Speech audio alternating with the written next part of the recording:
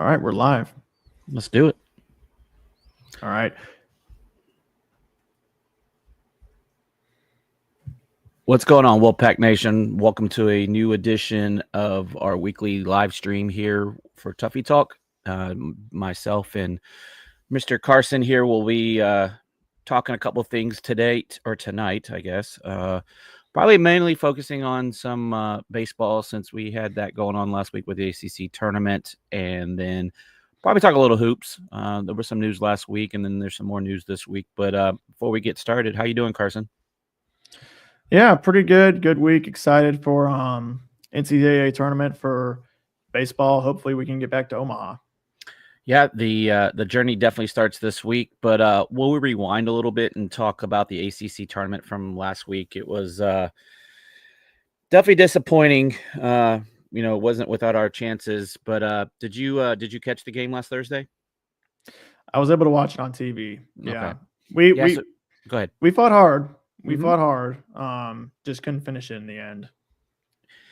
Yeah, just based off those initial remarks, I would just ask you, like, kind of, we ended up playing Clemson. They ended up beating Virginia Tech in their first game, and there was definitely some excitement last Thursday. A lot of upsets that started the tournament. You had teams like Cal made a little run, and BC made a little run, and yeah, it was definitely some unexpected. We won't talk about who won the tournament, but I thought if we had beaten Clemson on Thursday night, that we had a real good chance against Georgia Tech, and I would have felt really good about beating Georgia Tech on Saturday and then making it to the championship on Sunday. And who knows how that would have turned out. I mean, Carolina has just been a juggernaut here for the last couple of weeks. They've gotten really hot against some really good teams, and kind of want to give my thoughts about them here when we talk about the NCAA tournament as a whole. But yeah, I look, like you said, we had our opportunities in that game, Carson.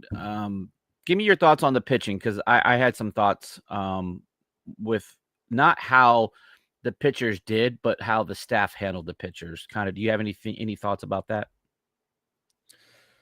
Not many specifically. My main thought is just with Clemson. I think coming into the game after being swept by us when they were number 2, Clemson came in really hungry and they were going to fight and they were going to give it all they had. Yeah. Yeah. I mean, they definitely say, it's hard to beat a team, 3 times, much less 4 times. And I thought, for the most part, we did a pretty good job. Duke, I mean, I'm sorry, not Duke. I'm reading here. It says it falls short. But it was the wrong headline. But yeah, Clemson got out to an early lead. They got out to a 1-0 lead, and State fought back, ended up taking the lead 2-1 on a wild pitch from Clemson. I just thought the theme of the night was just, again, it just not enough. Like, I know we scored 6 runs, but they were a very hard scratched 6 runs. Do you have any thoughts about how the offense did and how the bats as a whole did against the Clemson Tigers? I'm re-looking at the box score right now. Sure. Let's see. Yeah, so Clemson jumped out to a 1-0 lead in the second, and then we got 2 back in the fourth. And then kind of the whole theme, we would go and get a lead, and then Clemson came back and got 2 more runs, and then we scored another, and then you had a couple of innings where they scored 1, we scored 2. But the big one was the 8th inning where they ended up breaking it open and scoring 3, and then we were able to respond back with 1. But I thought, I'm just seeing how many hits we had in the game. I mean, we had 12 hits. Yeah. But again, it just, for 12 hits, it just felt like, you just needed one more here, one more there. We had a couple of warning track shots that just kind of fell up short. I know Nixon hit one, and that I thought was gone. And then Sosa's same way. I thought his was gone as well. But Yeah, just there were a few where I thought they were going to be homers, but yeah, ended up being by a very tip not being that. right. Yeah, I mean, you had Justin Acrisio, another good night. That was back-to-back games for him. He went 3 for 3 with 2 RBIs and a run scored. So he's a guy that had a nice series against Stanford the weekend before, so he stayed hot. Ty Head had 3 hits in the game. Alex Sosa and Hebner and Fraisman all had RBIs in that game. But again, it was just one. We needed one more hit, just one more hit, and I will say I was glad to see Chris back in the lineup, Chris McHugh. I know he's been dealing with his hand issue and he's gutting it out right now. And that was nice to see. And now he's had by the time we play in the Auburn regionals, he'll have another week of, getting some work done or whatever he's going through, rest, recovery, treatment, all of those things. But, yeah, I thought Dom threw pretty well. My main concern was the way we handled with Nance. I thought Nance did a really nice job, and then I felt like again they left him out to dry there in the 8th, and because he'd already gotten you through the lineup a couple of times, and that's a spot where you win that game, you play on Saturday, so you have a day of rest on Friday. If you give both Duden and Schaffner an inning in either way, probably Schaffner than Duden, I think you could have bridged that game and shortened that game a lot. I didn't think you needed to continue on with Nance, though. I know it's worked a lot of the season, but kind of just give me your thoughts on how they handled the staff there in those late innings. Yeah.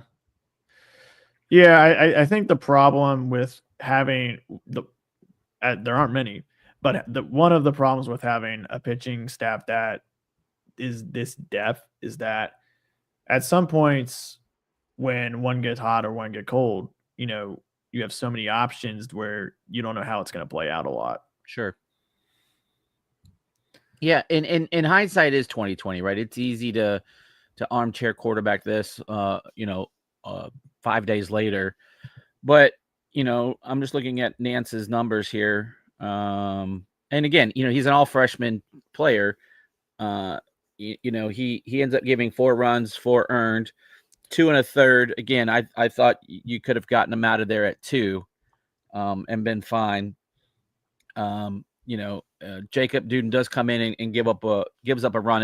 It's not charged to him. It's charged back to Nance. A really hard hit ball. But again, you go Dom with 5, you go Nance with 2, and then you bring Duden in on a clean inning, so he's not inheriting messiness on the base paths.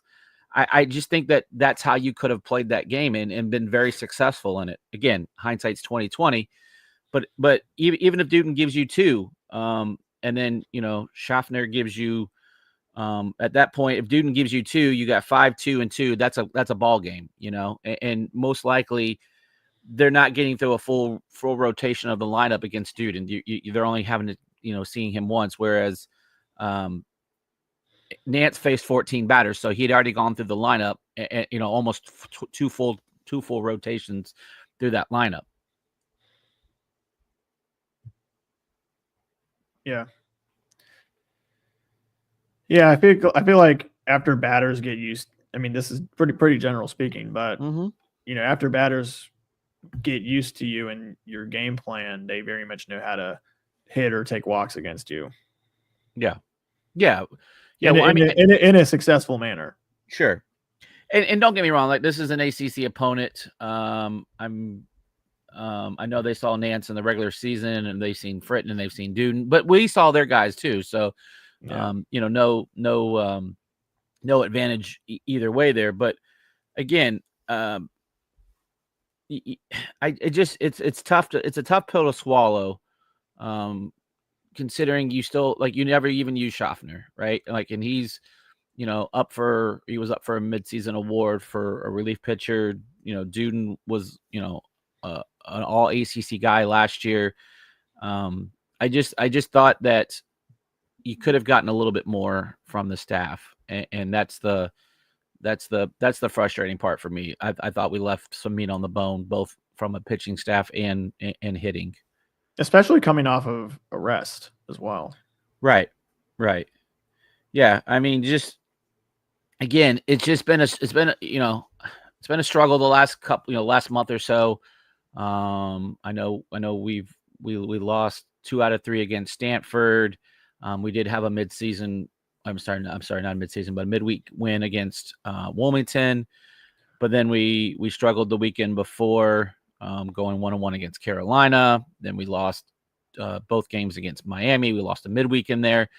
So again, I'm glad that we were able to hold on to a 2 seed. Though it's not a 2 seed where we probably would have liked to have been, now having to go play in Auburn, the number 4 national seed.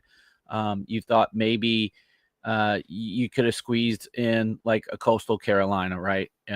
Which ironically gets the winner of our regional. But I thought Coastal could have had a higher seed, national seed. But yeah. I don't know. I don't know if anything else we need to kind of talk about during the ACC. Again, a little disappointing. I thought this was a team that had the ability to win an ACC tournament championship. It was set up there for you with playing on Thursday, getting a day of rest on Friday, and then playing a Georgia Tech team that did win the regular season, but it was off of a lot of tiebreakers. I mean, the ACC has a lot of depth to it right now. They do. I mean, you got 9 teams in to the NCAA tournament, but it was a Georgia Tech team that didn't play Carolina, Florida State, or NC State during the regular season, and they played Clemson and lost 2 out of 3. And again, ironically, they played Clemson in the ACC tournament and was handled pretty easily. What I didn't see was Clemson just getting manhandled on Sunday. I thought that again, Carolina has just been playing really good baseball. It pains me to say that, but I think that as a whole, the ACC got completely disrespected on the NCAA national stage as far as seedings, and how Carolina is not a top 4 team is beyond me. And again, I don't want to give them credit, but give credit where credit's due. They had 6 more wins than Auburn, and I think I got to look at it to make sure my numbers are right, but I think it was like 6 or 8 less losses. And that's insane. I mean, the SEC bias it is real. I don't think you can sugarcoat it any other way. And it's not like Carolina played an easy schedule. They literally just won a series in Tallahassee. Yeah, and they played us. I mean, we're a fringe top 15 team. They played. I'm trying to remember who else they played in conference. I'd have to pull up their schedule. But again, if you're going to say that the ACC is the second best conference, then reward them as such. I just think the disrespect level is insane for the ACC. I don't understand. So I'm just trying to pull up what I don't know why it's showing. I said 2025. Let me see here. Let's see, Carolina. Yeah, it's not giving me wins and losses. Yeah. They lost a series at Louisville. Yeah, that's probably the. Again, I mean, you're splitting hairs. You could probably look at Auburn and say, well, they lost to someone so and so too. But I get it. All right, here's rankings. So North Carolina, by the way, here's the crazy thing. They're number 1 in the D1 baseball latest rankings. So that, take that for what you want. They were previously number 3, but they're 42-12. And Auburn, who's number 9 in the country, is 38-18. So they've got 4 less wins. So I had it backwards. 4 less wins and 6 more losses. That's insane. Like, and you gave Auburn the 4 and Carolina the 5. And I think for the most part, the committee got it pretty well. You can split some hairs here and there. UConn had an argument for being left out. I thought Virginia was a really tough one. I knew as soon as that series, unfortunately, that was canceled with Florida State, I knew that was going to come back and probably just make things weird and tough. Because it's not a rain out of one game. I mean, you literally lost 3 games against a top, eight team in the country, and so those were RPI numbers that you didn't get, and you still went 16-11, I believe, is what they went in the ACC. Again, the second best conference in the country, and nothing. And then you can even make the argument like Georgia Tech, again, as weak as they were, no regional host. And that's the first time since 98 or 99 that the ACC regular season champion did not get a regional host slot. Again, all of this just screams that SEC bias, which is really frustrating. And again, nothing taking away from the SEC. They have a lot of good teams. I think they had 8. I think it was 8 of the 16 regional hosts. And so I get it. They're a really good conference. Just going here. 1, Texas, Vanderbilt, 2, Auburn, 3, 4, 5, 6, 7, 8. Yep, 8. LSU. Half of them. Half of the regions or regionals, excuse me, are SEC teams. That's half of the SEC teams. Yeah, they have 16. Is that what they have? Okay, so yeah, and I think they got 13 total, if I remember correctly. So like 2/3. I guess math's hard, but it sounds about like 2/3, a little over 2/3. Over 2/3, yeah. Yeah. I get it. I mean, the ACC had 9, which was good, but I thought they could have gotten 10. Virginia losing in the first round of the ACC tournament kind of just did them in, especially losing to BC. That was one that when you go looking, and again, I don't know how much the committee puts in this, so I am talking a little out the side of my mouth, but I just feel like that's a game that can't happen. And then you had like four bid stealers. You had ECU, you had Nebraska. Depending on who you believe, Cal Poly might have been one of those teams, and then Western Kentucky was the other bid stealer. So when you get those 4, someone's going to get bumped, and I feel like Virginia was probably on the wrong side of that equation. Yeah, it's so interesting how a team can be preseason number 2 and then just doesn't make it. Yeah. Texas A&M was number 1. Yeah, Texas A&M was number 1, which is insane, right? I mean, you think about that. You got 8 national seeds, and you had 13 of your, would you say 16 teams? 16, yeah. And one of them wasn't the number 1 preseason team. Like they weren't even in the equation when it was all said and done. I think they were either the first 4 or the next 4. It's crazy to think. But yeah, I am still bullish on this team. I think, again, good pitching will keep you in games.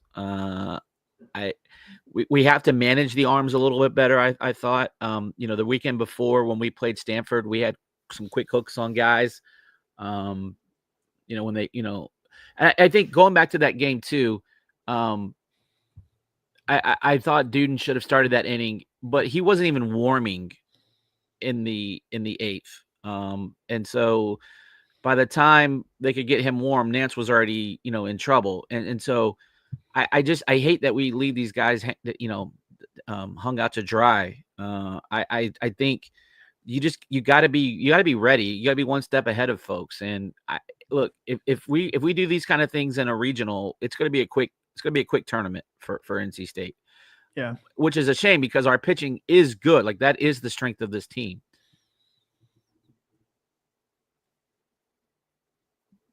Yeah. Yeah. Coming into the season, everyone was so hyped about the pitching and the pitching staff and how depth it was. And, it still is. It has so much potential. Yeah. To be good. But, if we don't take advantage of that, on the hitting side, we definitely have some good hitters, but yeah, definitely not our strongest hitting in comparison to other seasons. No, Very lot of young guys. Yeah. Lot of young guys. Yeah. That's the thing, right? This team is super young. Over half the team is sophomore or earlier, and then add on top of that, even the more senior guys on the team, junior wise, are transfers. We only had Carson Kelly, Jacob Denise, and just drew a blank on gosh dang it. Willitson, sorry, not Villeman. Willitson, Matt Willitson. I don't know why I just draw a complete blank on his name. But yeah, so with the exception of those guys, and you had DeCrisio as a grad transfer. But again, he's a first year guy, right? So those other guys are first year guys too that you brought into, that are even sophomores. But yeah, I still believe in these pitching talents. To your point, going back to I want to hit both of Russ's points here in just a second, because I think they're very good questions. I thought in that Clemson game, we had opportunities, right? We ran ourselves out. We couldn't get bunts down. We didn't bunt. Like, you had an opportunity where, you had the leader in all of Division I baseball, in Matt Hevner. He had a prime opportunity with first and third. And I can't remember. I think it was in that fourth inning, I think, because I think we still ended up scoring on that was the one we scored, I believe, on the wild pitch. But he hits into a double play. Even if you put a sack bunt down, even if you don't safety squeeze from third into home, worst case, you have second and third with one out. But they let him hit, and he hits right into the ground and into a double play. And that's not Matt's fault. Like, he's just doing what he was told. And but again, I thought, you got that guy. Like use him in that. And Ethan Berry, who we had on last week, he hates that situation, but he's all for it in that opportunity, because it screams, put it down. And, you had a moment where Frazeman, tried to stretch it into a double. And then you had, I think it was Austin Fort trying to stretch from first to third, getting thrown at third. Again, they're being sent, but those are things that when you lose a 1-run game, you can go look back at and go, especially when you're trying to scratch and claw, because you said it earlier, Carson, when you have to play small ball, you have to play clean small ball, right? And this isn't a team that's gonna, hit a bunch of home runs. And, so if you're going to try to manufacture runs, and look, I'm okay getting thrown at third in like the second or third inning, you're making a defense make 2 good plays, right? He's got to cleanly field it, make a good throw. Actually, you're making 3 pieces to this, and then put a good tag down, right? So all 3 things have to work for you to get thrown out. And so I'm okay with that, but again, it is frustrating looking back at the end of a game going, yeesh, that might've been a time where, we just hung around and, try to get another base hit, but that is not guaranteed, right? All right, so if you want to go ahead and hit Russ's questions, we'll take the first one, and then I'll let you read that, and then I'll answer, and then I want to get your thoughts on it too. Yeah, so this first one says, Greg, I'm an Avon fan, always supported him. When he retires, what do you think his legacy will be? So I think this is 2 parts, right? So I think it's the coaching aspect of it, and then what he's done for the program as a whole. So, you can break those down. As far as a coach, like, I know he hasn't won, quote unquote, a championship, but getting to the College World Series is a very tough thing. And we had only been, I believe, once before he came in. Yeah, I think it was once. Yeah, it was like in the 50s, I want to say. I think 67. Was it 67? Okay. So somewhere around there. Yeah, yeah. It was definitely before you and I were born. So you had a coach in Ray Tanner who was here for a good number of years, who Avent succeeded, and he went on to South Carolina and ends up winning 2 national championships with the Gamecocks. So as good of a coach that he was, he never took NC State to a College World Series, right? And so right now you're at Avents. I believe this is either his 29th or 30th year at NC State. And he's taken the program to 3 College World Series. In the span of 12 years. In the span of 12 years, correct. So it's once every 4 years, which is pretty good, right? A lot of programs would love to have that. And again, programs not named, from an SEC conference. But so he'll get dogged for quote unquote not winning a championship, and he's come close a couple of times. 21 being the most recent and the closest one when we lost 1-0 to Duke in the ACC tournament. Which had we tagged, I think we would have been safe on that, and then who knows what happens from there. But again, guy that runs a clean program, puts a lot of guys in, gets them drafted, or you can look out the outfield wall and see all the accolades, and a lot of those are tied back to Coach Avent. And he's done all that with probably bottom third of the conference as far as facilities, right? And so that just goes to a testament of his coaching ability and his staff's ability to get recruits in and coach them up and go win ball games. So this is really long-winded. I think that he will be revered as one of the best coaches ever at NC State. It's hard not to, just for some of that being the longevity as he's been there. I don't have his complete wins and losses. Maybe you can look that up real quick and talk about that. But and then he's going to be a guy. I think he'll hang around probably until all the renovations are done. If I had to take a guess, I don't know when his contract is up, but and so he'll be known for that as well, right? Get those nice upgrades that you're gonna see here finished in the next probably 2 to 3 years.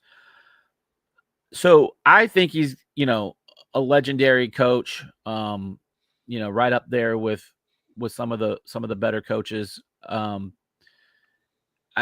If he's hanging around for a couple more years, if we don't get it done this year, you're going to have a heck of a lot of good returning players next year. And then if you can build upon that, give it another go to Omaha. But for me, he's a Hall of Fame worthy coach. He's got over 900 wins as a coach, both from here and New Mexico. I think it was New Mexico State. Excuse me, New Mexico State. He was the Aggies. But yeah, those are just my thoughts. Carson, what do you have over there as far as Avent's legacy? Yeah, I think his legacy is going to be those. The main thing surrounding it is going to be the College World Series appearances. Yeah. The trips to Omaha. Yeah. Especially 21 and 24. Just getting back to Omaha that quick. Yeah. After that heartbreaking season end, I think that's big, especially when you look at the 24 season and how it folded out. Mm-hmm. Wasn't a lot of expectations. No, just because. Go ahead. And in the mid season as well. Yeah. A lot of fans were sort of very tuned out of baseball because you had you had the basketball Final Four runs, and baseball just wasn't really clicking. And then all of a sudden, right after the Final Four was the Clemson series, and everything started to click. Yep. And then we just roll and get to Omaha. Yeah, to that point though, right? Because you didn't know what you had. You had all these freshman arms that you thought, okay, on paper they could be good, but how quick are they going to figure it out? You had Sam Heifel coming back from a back injury, so you didn't know what he was going to have. You had Willitson tear his UCL early on, and then you had guys coming back from injuries like that, right? And then in the middle of the season, you had Shane Van Dam, you had Hogue's injury, so you went through a lot. And again, you weren't really picked super high in the conference, but to your point, right? And I think this is going back to what you're going to say about Avent's legacy. Yeah, and I think you also got to look at all the consistent players that he's produced in the MLB as well. I mean, look at what Carlos Rodon and Trey Turner are doing right now. Yeah. Yeah. Well, to have 2 number 1 draft picks in the same class, that's. You don't see that a lot, right? No. Every now and then you'll see it. I know Tennessee had a bunch of draft picks last year. I don't know how many of those necessarily went in the first round. But but they lost their whole starting staff, and a bunch of guys off that squad that were really good. You've had Wake Forest have some good first round success here in the last couple of years, with Burns and gosh dang it, I can't remember the guy's name. He just made his major league debut. And then you had Vanderbilt in 21 with Rocker and Leiter.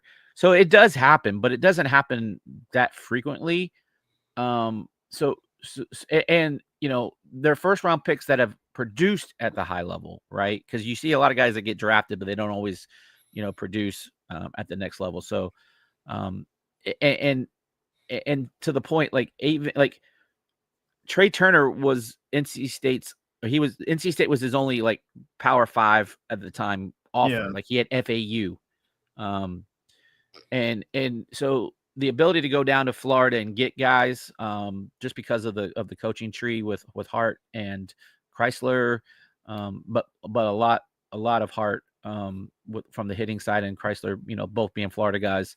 That Florida pipeline is real strong. So Avent's job of hiring a really good staff, keeping the staff together for the most part too. I think he's done a really nice job on that.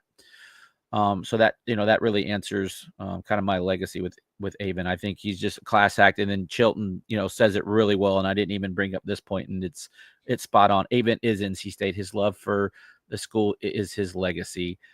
Yeah, I mean, he'll sit there and tell you stories about David Thompson and Matty Tao, excuse me. He's just been around for all of that. He bleeds NC State, and anytime you can get someone like that to come back to NC State and be successful, I think that's a cherry on top.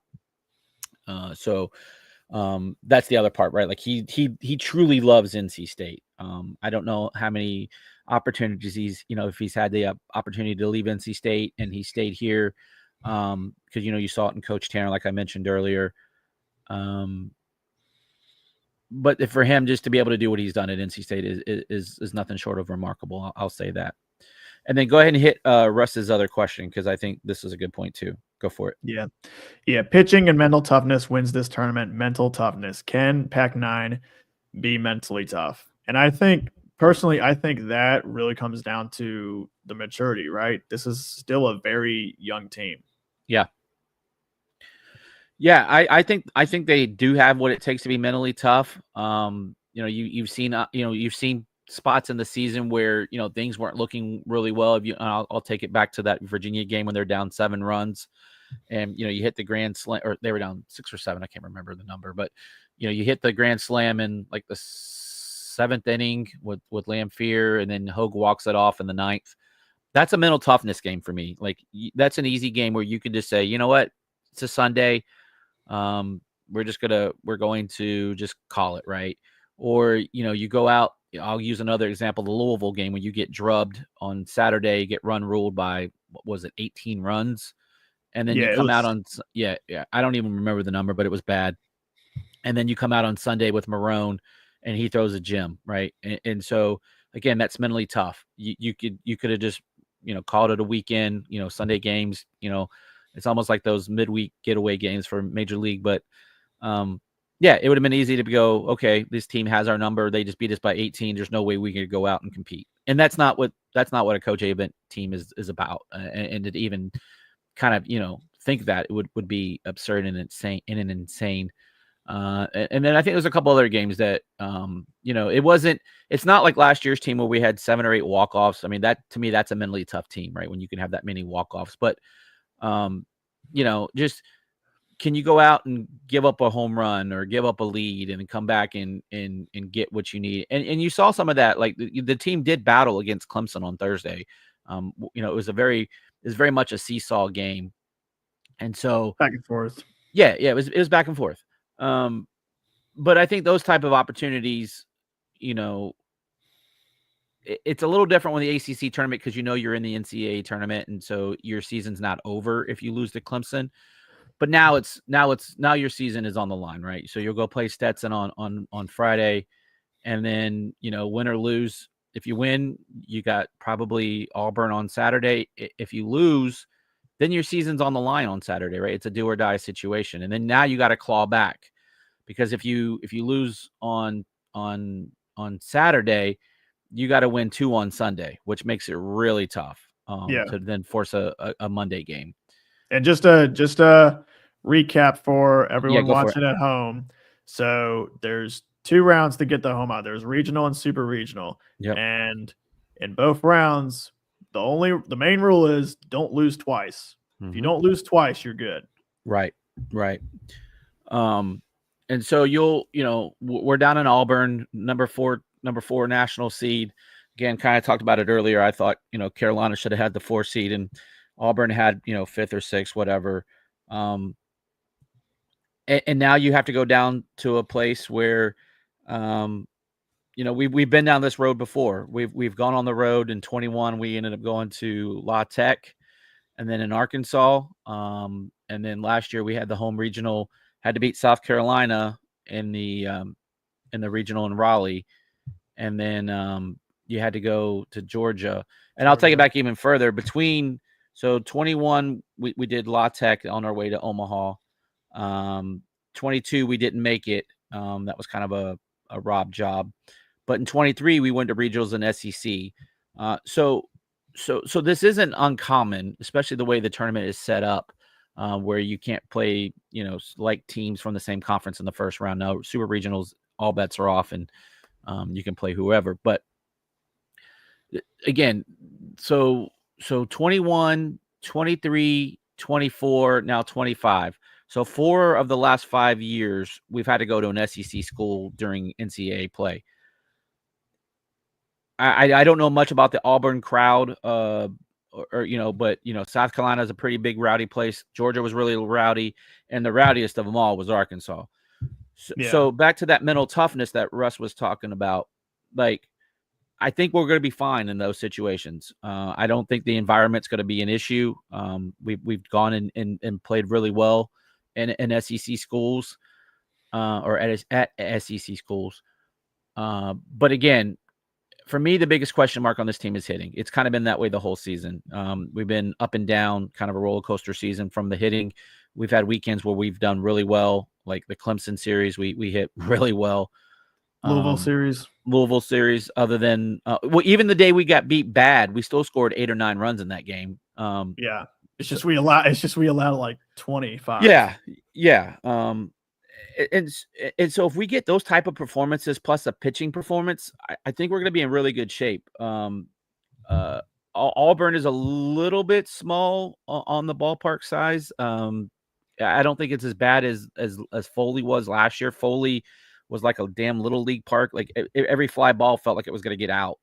And that's kind of why Georgia kind of leads, is in the top 5, 7 nationally in home runs, because they play on such a short field, plus the way the wind blows in that place. So maybe we see some power, because that has been something that's been lacking for NC State. Ethan brought that up last week, where we're like not even averaging a home run. We didn't hit one on last Thursday.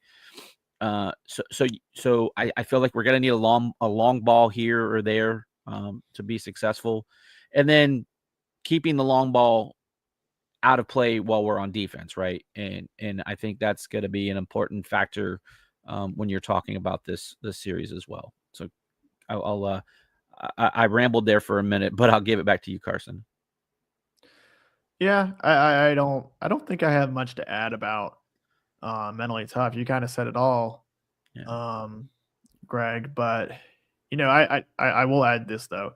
With what you said about consistently playing at a lot of SEC schools, Avent knows what this type of environment is like, and so I think he's going to help prepare the guys really well and get that mindset in really good. Mm-hmm. Yeah, so I'm just kind of pulling up some Auburn stats here. I hadn't had a chance to kind of look at this, but looks like they're a really good hitting team. Average-wise, they're hitting .302, which is near the top for the SEC. Home runs, they hit 83 home runs as a team.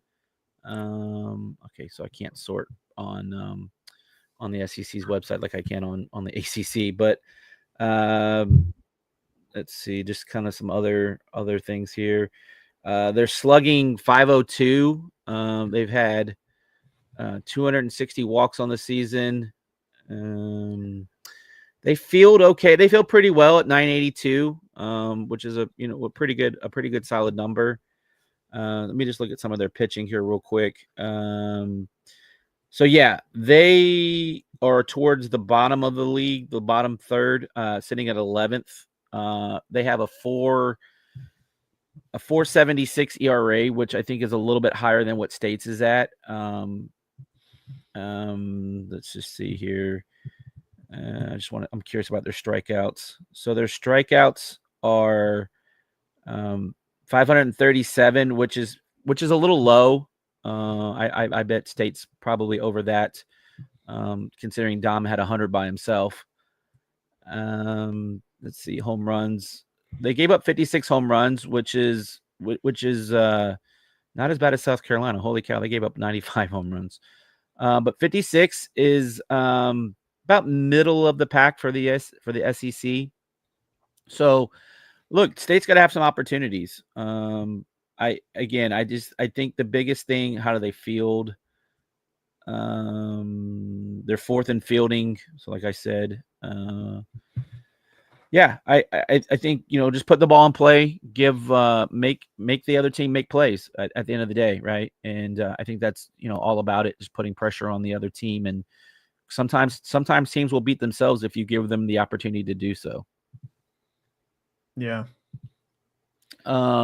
Chilton, yes, 2 p.m. Friday Eastern Standard Time. It's a 1 o'clock Central Time for them. So yes, 2 p.m. Eastern is correct.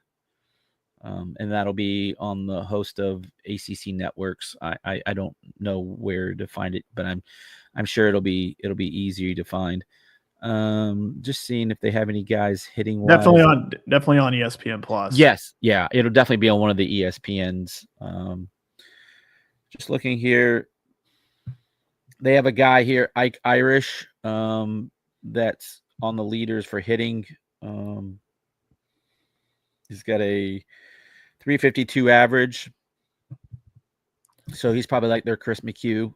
Chris had a really high average. He's hit 16 home runs, and he's had 52 RBIs. So that's a guy that we'll have to keep an eye on. And then there's a Chase Fralick. He's batting 339. His power numbers aren't as good. He's only hit 4 home runs and 39 RBIs. So those are two of their leaders in average. Yeah. So, and then pitching, they don't have anyone that registers in the top 25. So that's good.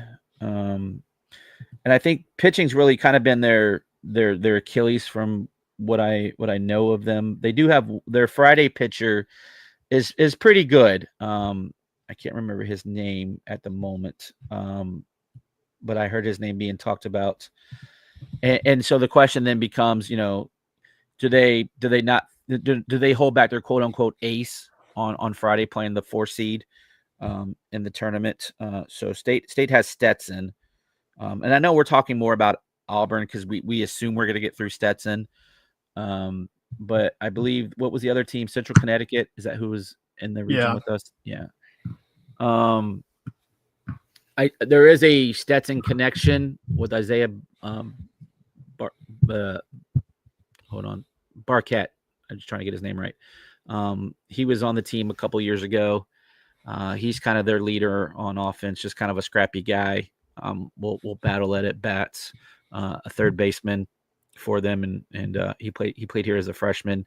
Didn't get a lot of playing time, but his dad was a player here at State as well back in the day. So yeah, it'll be interesting to see how we match up. The Monday game. Unfortunately, I won't be able to make it down there, but when we get to super regionals, I'll definitely will be there for that. We match up against the 13 National C, which is Coastal, and in their bracket they have Coastal, Florida, East Carolina snuck in, winning their tournament, which is insane that they got hot at the right point in time. And then their 4th seed was Upstate South Carolina, which we ended up losing to in a midweek game. So that'll be who we end up matching up against, one of those 4 teams. Nope, it's Fairfield. Oh, it is Fairfield? Yeah. Oh, Upstate went to Clemson. Yeah, it's Coastal Carolina, ECU, Florida, and Fairfield. Yeah, that's right. Thanks for correcting me on that one. I had seen projections for Upstate, but I believe they ended up at Clemson. But yeah, it should be exciting. I everyone loves March Madness, and rightfully so. But I definitely enjoy the road to Omaha. I think it's a really fun time. You get some crazy upsets like Evansville beating ECU last year, and so those stories are always fun to follow. And then kind of see how they do the following weekend. And the beauty of it is just it's not a one and done tournament like the basketball tournament is. So even if you lose, you can fight your way back through a more difficult path, but you're not out of it with one loss. Any thoughts on who you would like to see be, kind of how the pitching staff be lined up with? Do you go Dom game 1 against Stetson, or do you maybe have like a Ryan Marone go against them? Like, do you have any thoughts on that either way? I would go with Dom against Stetson. Yeah. I mean, your season on the line with Marone, I think that works too. Yeah, will be interesting to see what we do for a game 3. If we keep Heath Andrews in there or do some kind of combination. I guess results will dictate a lot of that. You might have to get crazy with some, in a game 3 or game 4, depending on how you have to use arms to stay alive. You might have to get creative in those games. Hopefully you don't have to get too creative. Ideally, you would love to see a situation where we have seen over this year that you can get a whole game out of just 2 pitchers, right? A Marone or Fritton going 6 or 7 innings, a Nance go 4 or 5 if necessary. And then a Schaff or Duden even giving you, like Schaff's giving you 3 a couple times. Duden's giving you 3 a couple of times. But try to use as little arms as possible, and then set yourself up for some success, especially in those game 3s and 4s where other teams may have to dip a little deeper into their bullpens just to be able to stay alive. Yeah. Do you have any prediction? Oh, go ahead. I'm sorry. No, I'm good. You go ahead. No, I was just going to ask you have any predictions for the weekend? Like do you? Again, State's obviously the underdog in this, even at the 2 seed. But Auburn is the 1, State is the 2, Stetson 3, and then Central Connecticut as the 4. Do you have any predictions on how this works out? No, baseball is so hard to predict, right, compared to the other sports. So sure, I usually just sit back and watch it play out. Yeah. I think to the point, right? It's hard to predict, but if you get some good hot pitching, like pitching will defeat hitting any day of the week. As long as you're playing clean in the field as well behind them defensively. We've seen some instances this year where we've had some defensive lapses and it's cost us ball games. So hopefully you go out and play some of your best defense this time of the year and keep yourself in it with good pitching. Yeah, it's just this team has been so up and down this year. You go out and sweep a Clemson and then you lose 2 or 3 to Stanford, right? And so it's hard to say, okay, is the hitting going to show up this weekend, or are we going to get good pitching through all 3 guys? Because we've seen pitching, where Heath Andrews, Marone, and Fritton have been really good for a weekend, right? Again, looking at that Clemson series. If you give me the Clemson series, I really like State's chances in this regional.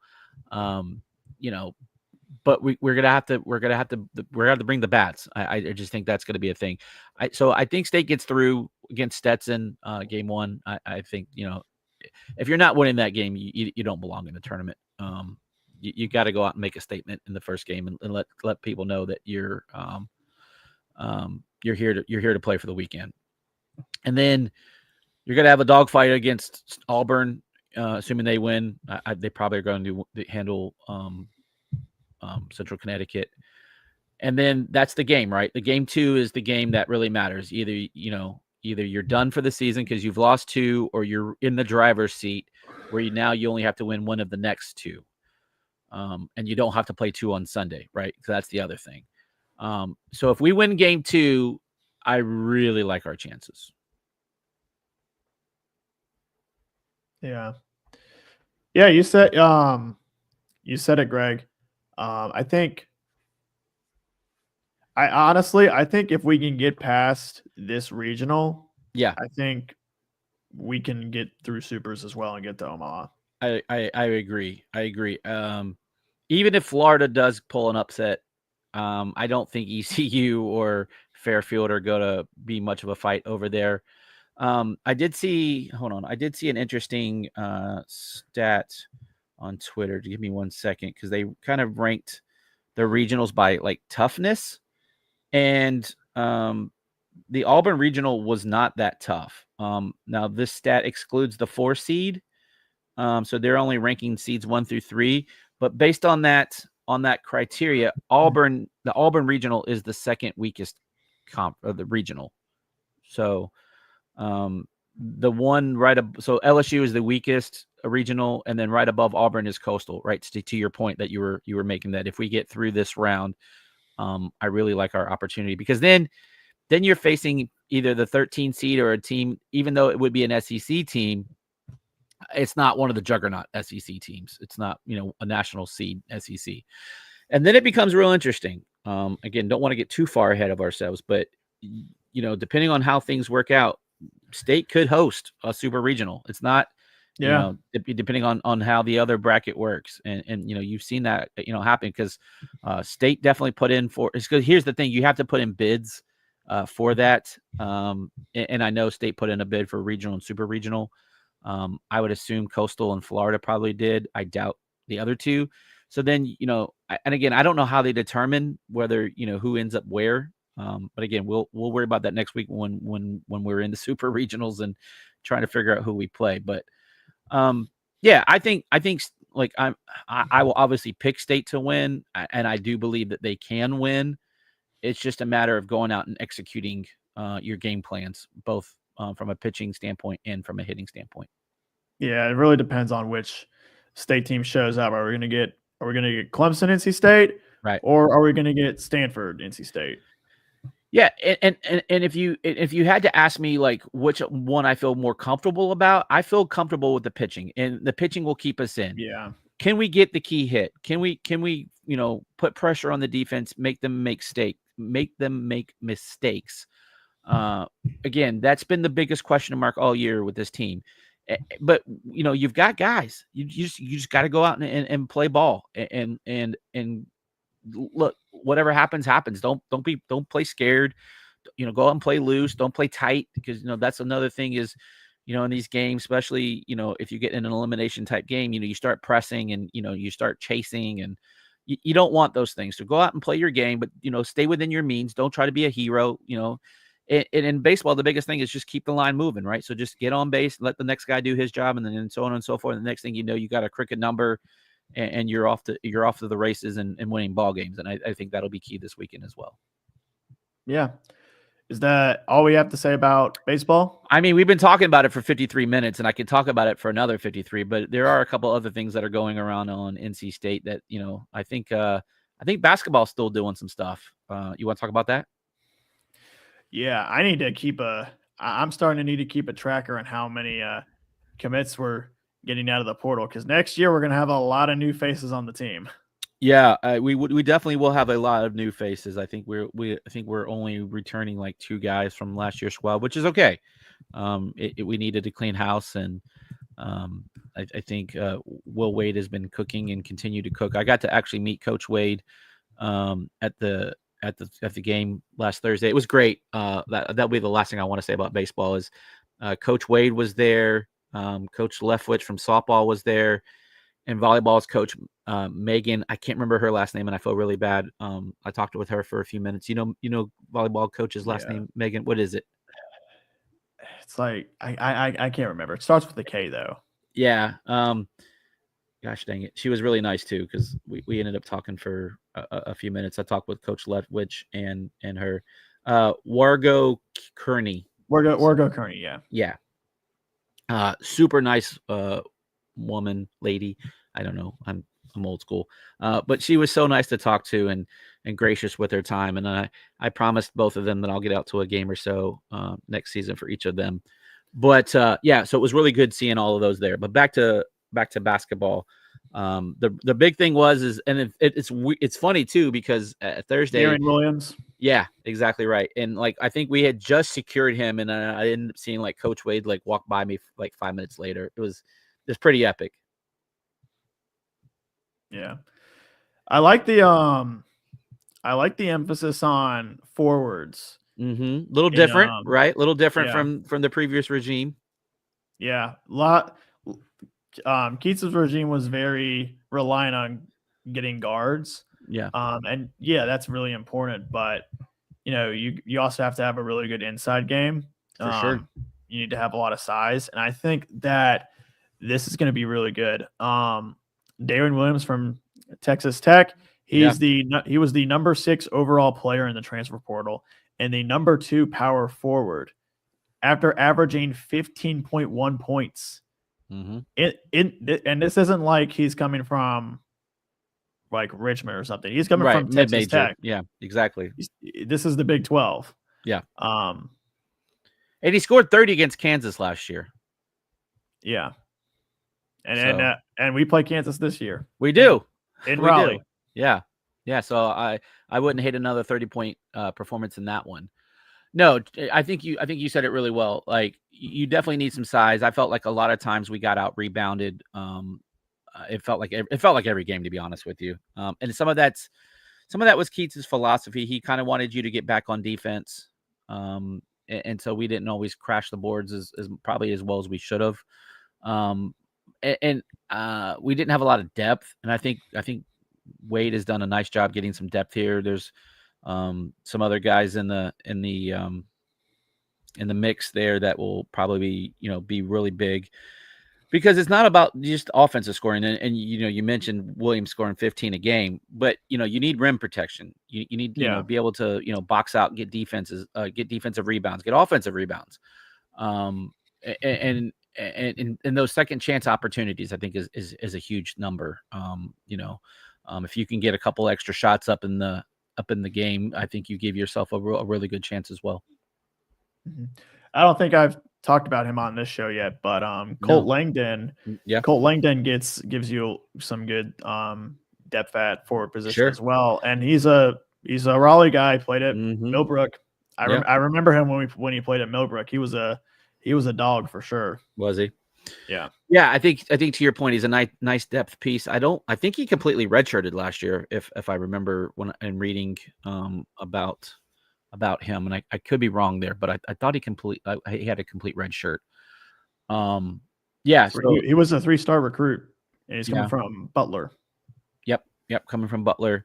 Do you have, if he is a redshirt freshman? Do you have that in front of you? I do not have that in front of me. Oh, good. But no, again, he's another depth piece. Ideally, he's probably someone that you maybe want to give 5 to 8 minutes a game. You don't want to really have to rely on him, but if you get someone in foul trouble in the last couple minutes of a half, maybe like in the first half, you can see him spell somebody. I don't, again, not knowing a ton about Wade's offense, I don't think he's a running gun kind of guy, like Keats was. I think he's more half court oriented, but obviously he will run, if the opportunity presents itself. So yeah, I just think at this point you're just trying to build some depth pieces. Chilton talks about Val. I've seen some interesting things about him online. I don't know, for anyone, I can't remember his name, but he's the recruit from North Carolina that people are kind of giving crystal balls that he thinks that he'll come to state, and he's a guy that averaged like 7 or 8 points a game for Carolina, and so he could be another depth piece. I think this is a staff that's just doing things the right way. They're very talent evaluation oriented. I was talking with some folks over the weekend that Coach Wade has his grading scale. It's very Moneyball like. If anyone's seen that movie, he's going and evaluating players and putting essentially at this point you have to put a dollar sign on these guys. And thank you very much, Chilton. Then Alan Lubin from UNC. Yeah, that's what I thought his name was. Yeah, I think he's transferred every year. Yeah, I don't really know much about him since he went to Carolina. I definitely don't follow any of those players. But I think that I lost my train of thought. I apologize. What was I saying? Yeah, so at this point, the evaluation process has been really well for Wade and Slater, the GM for State, and that they're just being very smart when handing out NIL deals, because the big thing that kind of has developed, there was, the rumor was for the longest that we were going to get PJ Haggerty. And from what I understand, he had a really good combine, got some really good feedback. And from my understanding there was a handshake deal, if you will, in place, that he was going to be coming to State. But he doesn't have an agent. His dad acts as his agent. And from what I understand, again, that they kind of overplayed their hand. They wanted more money after their evaluations from the NBA Combine. And at that point, we had already been talking to Williams, and that Wade and staff were smart and said, thanks, but no thanks. Didn't want to mess around with it. And Wade talked about this in his opening introductory press conference. He's like, look, I'm not going to go overpay for people. Number one, and just because I have the money doesn't mean I'm necessarily going to spend it all, which is great. And two, he wants guys that want to be here at State. And if you want to, I know it sounds silly and you have a gentleman's agreement, but that does mean something, right? And and if you can't have someone at their word, like, you don't want to mess with it. Because if you're doing this now, what's going to happen when the times may get tough later on? Are you going to fold? Are you going to be a team player? Is it all about you? Because again, it sounds like it's all about you when you want to go get more money, right? Like, you're not happy with the number that was presented to you. And from what I understand too, like, he ended up taking less than what he was offered at NC State, if what I've heard is true. And that's, again, don't bite off the hand that feeds you. Reminds me of Nico. Yeah. Iamaleava. Absolutely. That's some of the comps that people have been talking about on social media. It's like you overplayed your hand there, buddy. And I'm good with it. Like, again, I want guys. I agree here with Coach Wade wholeheartedly, because at the end of the day, the name on the front doesn't mean as much as it used to as the one on the back. Like, let's just be real. Like, it's just a different time. But you still want to, be there and be present and be a part of the team, and I don't think Wade's interested in guys that are just about me. I think he's about team and not me, which is great, especially in today's age. I love that Coach Wade says that. I don't think under his regime we're going to get a lot of MJ Rice's or right. What was the guy's name? I can't remember what his name was. LJ from a few years ago, who didn't even play. Like the you know who I'm talking about. Miranda? Yeah, Miranda. Isaiah Miranda? Yeah,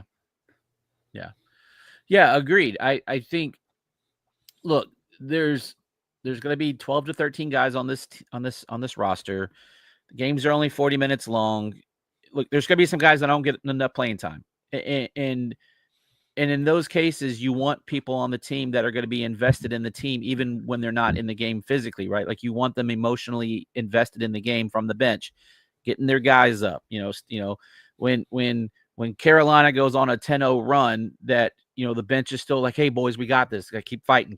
You know what I mean? Like, you want those guys on your team, and that's why I love, like, a guy like Jordan Snell, and even KJ. Like, they kept their guys engaged. And Like they're cheerleaders, essentially that's what you kind of become as if you have walk-ons or, your 11th and 12th and 13 guys on the bench. So you need those team players, right? Those glue guys, those guys that put team before me. And I think as you're assembling these teams, I think that's even more important nowadays because you see these turnovers, right? We just talked about it with baseball. You had 20 new guys last year. You had 20 new guys this year. That's a 50% new roster. Basketballs, you're going to have even more. I think we're probably going to be around 70-80%. It's going to be a new roster. So you got to get these guys. Yeah, probably more than that. It's quick math and it's almost 10 o'clock at night. But you need guys that are going to be looking out for one another, right? And be able to come together pretty quickly. And then, it's going to be more about the results in, December, January, February, right? Because, that's why you play a little bit lighter schedule in the earlier season so you can see what you have, figure out your rotations, figure out how guys are going to mesh and play with each other. But you got to come together pretty quickly or you can find yourself in an early hole that you might not be able to dig out of because, again, when you see these teams padding their nets and their RPIs and all of that, they go schedule these guys and then go whoop them pretty bad to get that, to play the game. And then you can kind of maintain that, throughout the season. And I like how we're going back to 18 ACC games. That way we have more flexibility for non-conference. Right. Well, especially to that point, right? Because when you're trying to figure out how good your conference is, if you're just beating up on one another, you're doing your conference no justice at that point. But when you go play these other non-conference games, you got to go schedule games that you can win and show off the conference, right? Because again, if you go, especially in this day and age, because it seems like the committee is really emphasizing the non-conference games, and as they should, because it's literally half of the season for November and December. Right. Yeah. No, those you don't necessarily play your way into the tournament in November, but you can play yourself out of the tournament in November. Yes. And so you got to go, schedule good opponents, that you can beat. And again, like I said, go play the game of like, hey, I'm going to get my net as good as I can because I know I'm about ready to go play 18 ACC games. And now I only have to go 500 and my net's still going to be in a good enough spot to where I can, compete for an at-large bid come March. Yeah.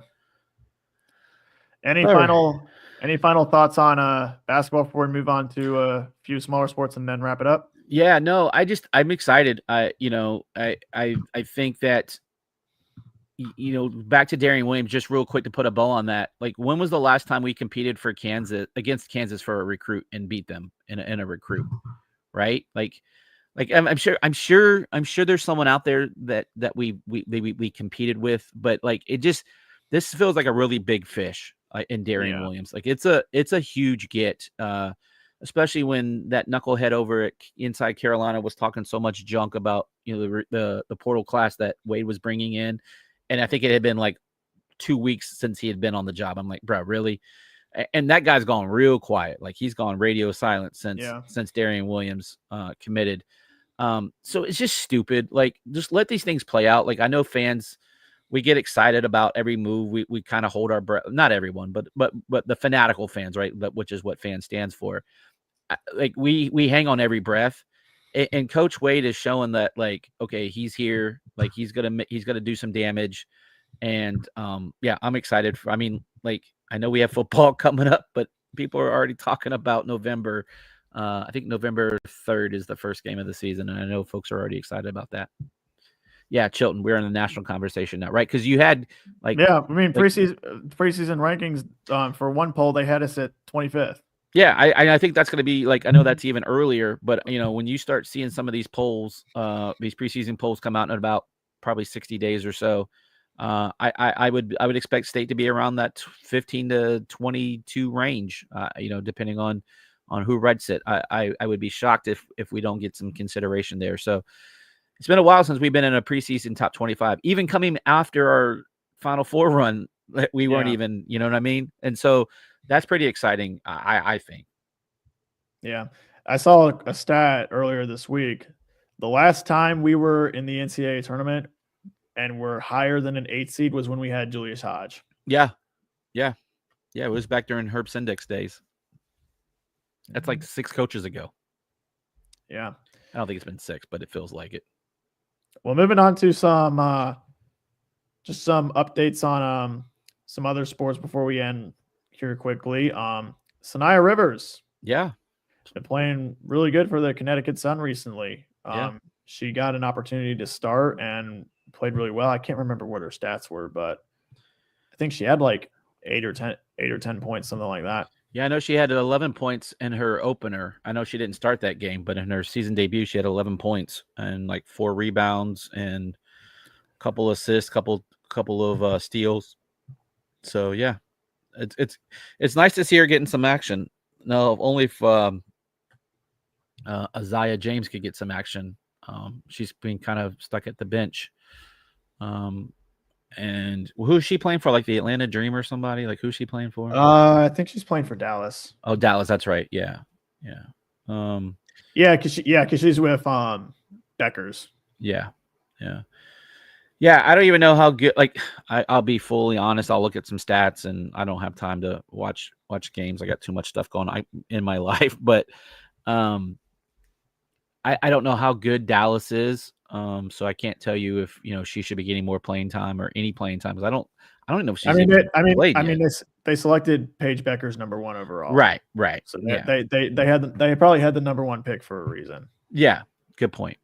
Really good point, actually. They beat the Sun tonight, 109-87.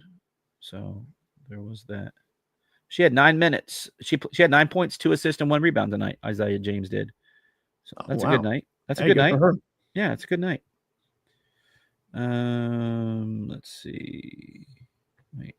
Yeah. She had. She only played 9 minutes and 9 points. That's pretty damn effective. Yeah.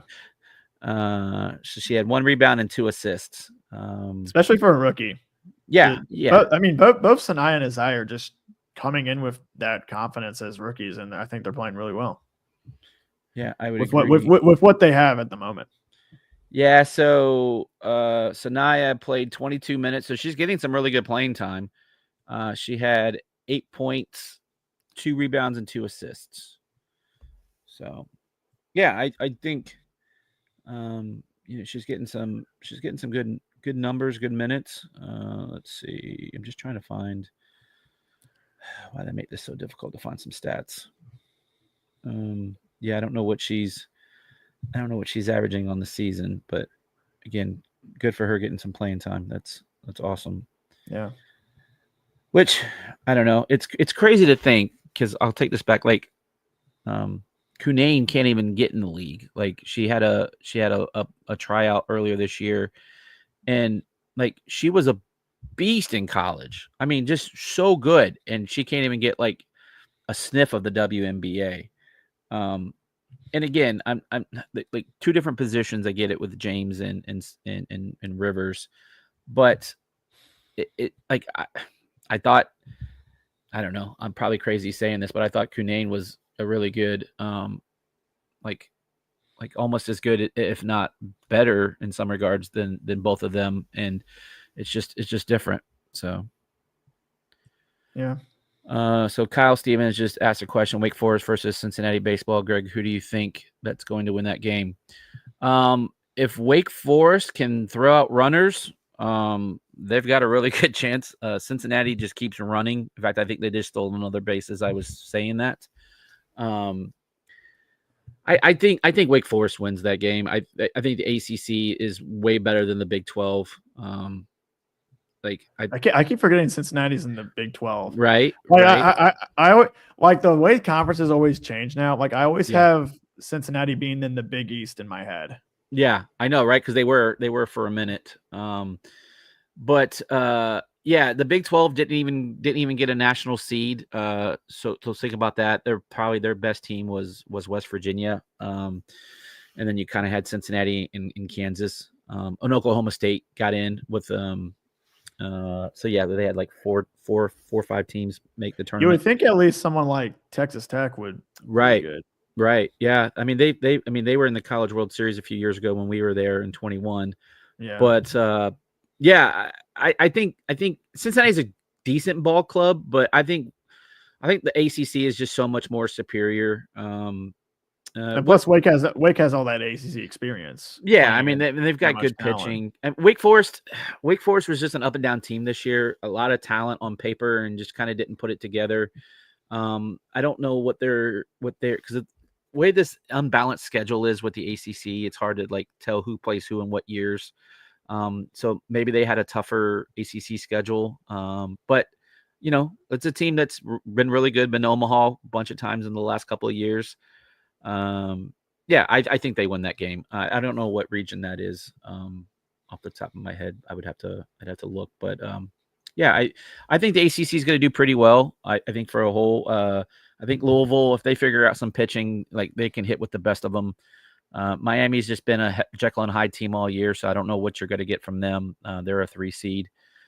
But yeah, I'm excited for some baseball this weekend. Like I said, I can't make it to Auburn, so I'll be on my couch all weekend just with the I think it's the I can't remember what ESPN calls it, but it's their like their red zone. I think it's some pitch or something like that. But I'll be watching that all weekend. So I'm excited to watch some college baseball. I love college baseball. Yeah. What else you got there, Carson? Anything else before we wrap? Moving on to softball real quick. Yeah.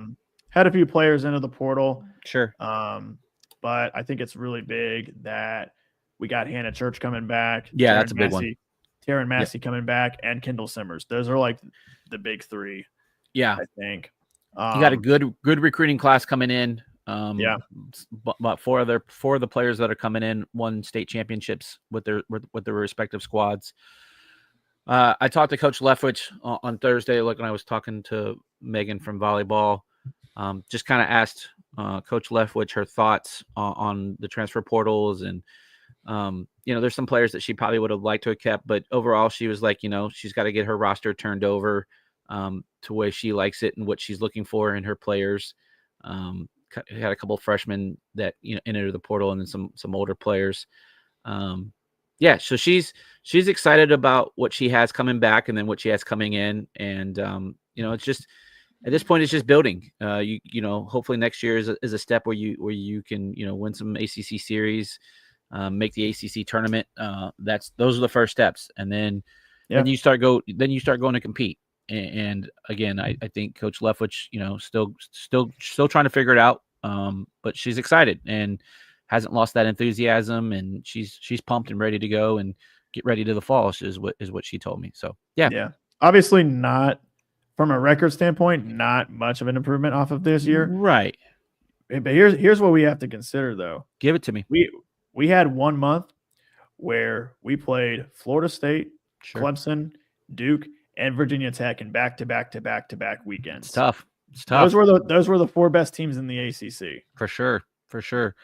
Brutal schedule. Yeah, and you won some games in there though, right? Like you beat Duke once, you beat Carolina once. And you were so close to winning that series against Duke as well, and you were game 3. Yeah, absolutely. I think that game 3 went to extra innings if I remember correctly. Yeah. Yeah. So again, it's just part of the process. It's you got to learn how to win games. You got to learn how to put teams away when you got them on the ropes, and just, you know, building that confidence. Because you go win some games, you start getting confidence. You trust in your teammates, and it's an emotional sport, and it's, you know, these athletics, these players and like these athletes, they're skilled. They're D1 athletes. They have physical talent. Sometimes just the mental aspect, right? Kind of like what Russ was talking about earlier, right? In his question, do you have that mental fortitude and the put people away, and can you bounce back when things don't go your way? And those are marks of programs and champions, and the ones that do that best are the ones that end up, you know, on top at the end of the day. Yeah. But yeah, super excited for this softball program, and looking forward to what they can do in the future, especially with this recruiting class. You got some ballers coming in, and this is probably one of the state's probably best recruiting classes in probably 5-7 years. I would gather. I know we had a pretty good class come in about 4 or 5 years ago. but I think this one's going to rival it, and we may end up looking back on it and saying this is probably the class that turns this thing around. Yeah, and yeah. Any final thoughts on softball? No, I told Coach Leff, which I told her the story that, I was on my way to go to see them when they played Michigan, and my battery in my car died when I was over at Doak, so I wasn't able to get to a real game. So I apologized to her profusely. But yeah, I definitely watched probably a handful on TV this year, and I'll get out there, and I owe volleyball, I owe soccer, I owe gymnastics. So I will do my best to kind of be everywhere. But yeah, I'm bullish. I'm bullish on these programs. You had volleyball make the tournament last year, and I think Megan will build upon that. And she's been recruiting some folks from Europe, and we know that Europeans play some serious volleyball. Yeah. So yeah, I'm excited. And you need that as well, because Sure. You're losing Amanda Rice, who's one of the Yeah. best NC State volleyball players of all time. Yeah. And then you have Ava Brizard going to play beach volleyball. Yeah. So you definitely have some holes to fill with that. And the ACC is a tough conference since you added Stanford and Cal, and I don't know if SMU plays women's volleyball, but no, SMU is really good at volleyball. Oh, that's right. Yeah, they were like a top 5 team. Yeah, and we beat them on the last day, and that was pretty much what put us in the tournament. That's right. I remember that now. Yeah, I was really loud and excited about that. But yeah, that was a big match that we beat them. Yeah, so like the ACC was already good, like Pitt, Louisville, like those were some really good programs. Georgia Tech. So you already had 3 really good ones, and you brought 3 more in, and not everyone plays volleyball. So yeah, it's probably one of the premier conferences, probably next to the Big Ten. I would say probably Big Ten. Yeah, probably Big number 10. 1, just because they have Penn State and Nebraska. Penn State and Nebraska, and then SEC. I mean, really, other than Texas, and I don't really consider Texas an SEC team. I know, right? Florida's usually okay. Yeah, but yeah. So yeah, hopefully we build upon that. And look, it's always a great time to be an NC State fan. Look at us talking some volleyball and softball, and I mean, it's men's soccer schedule came out earlier this week, and 2 standouts to me, both Clemson and Carolina are at home on Friday nights. Yeah, so that's pretty big. Yeah, I might try to get to one of those games. Hopefully, like we build upon, what did we get to, the Sweet 16 last year? Is that what it was? 16. Yeah. Which was phenomenal in Coach's first year, bringing back some of those guys, and then got a good incoming class as well. So you would think that they build upon that. And again, ACC is really tough too. Clemson's one of the best teams in the country. SMU's really solid. Clemson's won 2 of the last 3 national championships. Absolutely, 2 of the last 4. Yeah. So yeah, I'm excited. Well, we're winding down the academic year here. We'll be done with this in the next month or so, depending on how baseball goes, and then we'll have a little bit of a lull. Like it's, with teams with state making baseball tournament, you have less than 100 days before football kicks off, right? I think tomorrow we'll be at 90 days, and so it'll be here really quick, which is exciting. But again, I get to rest up a little bit and recharge the batteries and do it all over again. I think I'm at like 28,000 miles traveled this year. So, yep. All right, Carson. I think that'll about wrap it up. And hopefully next week we'll have some positive baseball to talk about, and the season will continue. And if not, we'll be starting our summer, and we'll figure out what to talk about then. There'll be stuff, but hopefully we can talk about baseball just a little bit longer. Yeah. All right. So let's wrap it up. So really appreciate everyone for watching. Be sure to hit that like button, hit that subscribe button, and as always, go Wolfpack. Let's go Pack. Beat Auburn and Stetson.